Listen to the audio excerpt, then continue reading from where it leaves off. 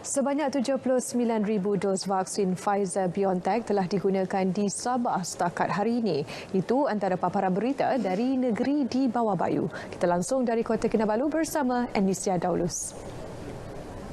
Silakan Anisia. Baik Ifah, terima kasih. Assalamualaikum dan salam sejahtera. Kementerian Kerja Raya memaklumkan status kemajuan pembinaan bagi projek Lebuhraya PEN Borneo Sabah sehingga Mac lepas bagi 11 pakej kerja kini mencapai 49%.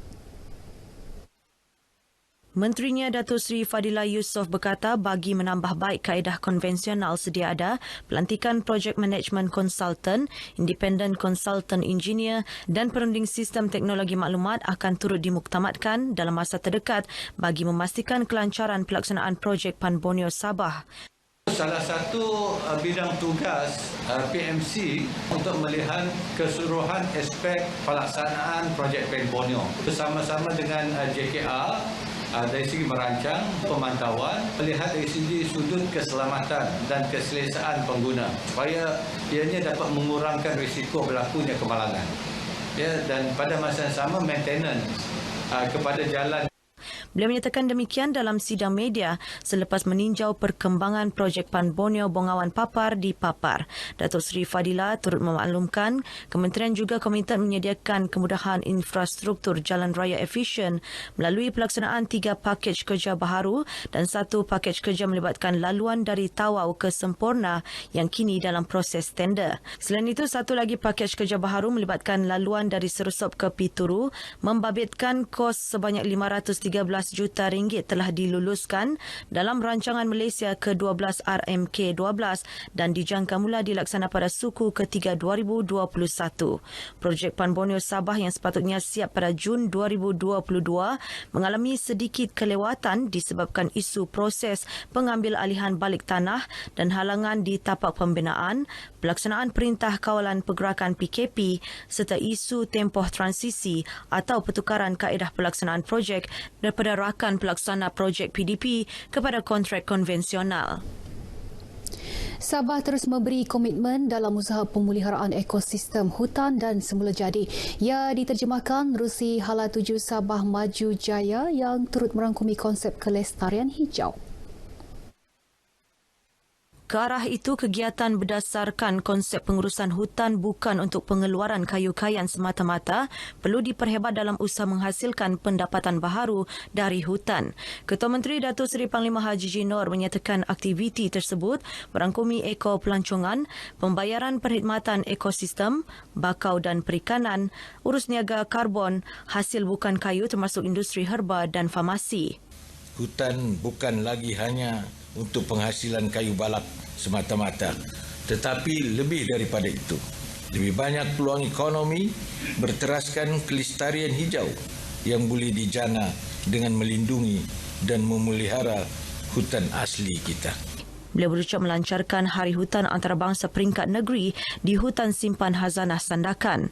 Dalam pada itu, Datuk Haji Ji memaklumkan Jabatan Perhutanan juga komited dalam usaha penanaman semula hutan untuk memulihkan hutan yang rosak di seluruh Sabah tahun ini. Sehingga kini kira-kira 63,000 hektar hutan yang rosak telah dipelihara dengan kos RM316 juta, manakala lebih 100 hektar lagi dikenal pasti untuk program penanaman semula.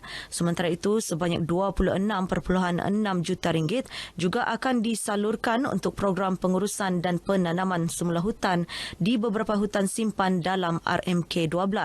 Sabah mempunyai kawasan hutan terbesar merangkumi 65% daripada kawasan hutan seluas 18 juta hektar di Malaysia. Sebanyak 79,000 dos vaksin Pfizer-BioNTech daripada 104,000 vaksin telah digunakan setakat hari ini di Sabah. Pemberian bagi dos vaksin tersebut akan dilaksana bermula pertengahan bulan ini.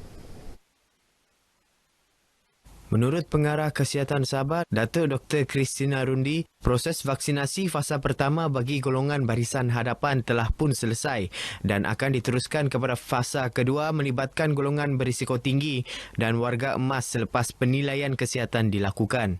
Sebab itu dari segi penjadualan dia dan juga perancangannya itu kita harus memastikan bahawa vaksin yang ada itu cukup bukan saja untuk dos yang pertama tetapi juga dos yang kedua.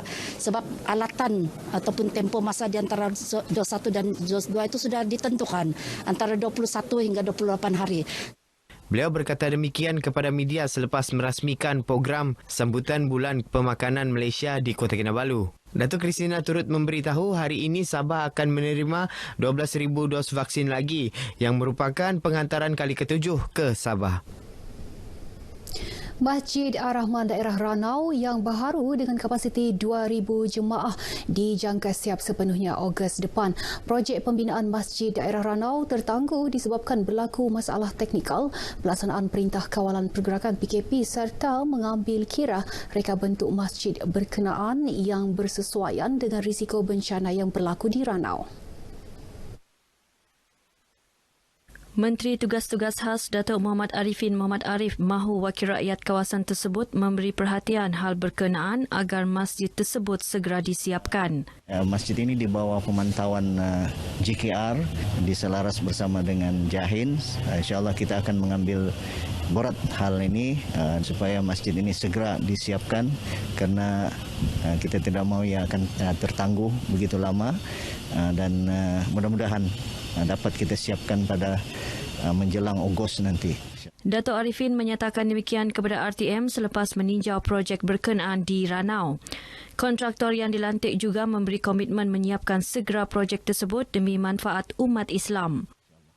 Sekarang ni kita dalam tempoh penyiapan. InsyaAllah kita target dalam bulan Ogos ni kita akan siapkan. Sekarang ni pun kami ada menambah bilangan pekerja. Kemudian kita punya tempoh kerja pun kita lanjutkan dengan kebenaran JKR sehingga pukul 8 malam. Umat Islam di Ranau turut menyambut baik perkembangan pembinaan masjid tersebut. Harapan kami jemaah masjid di Pekan Ranau ini amat besar seandainya masjid yang baru ini akan siap, sedangkan sudah 7 tahun kami menanti. Jadi saya berharap dengan siapnya masjid yang baru ini, orang-orang Islam ataupun generasi muda ataupun orang tua siapa saja yang beragama Islam lebih bersemangat untuk datang ke masjid dengan adanya masjid kita yang baru ini. Masjid Ar-Rahman di daerah Ranau antara yang mengalami kerosakan teruk akibat kejadian gempa bumi Sabah pada 5 Jun 2015.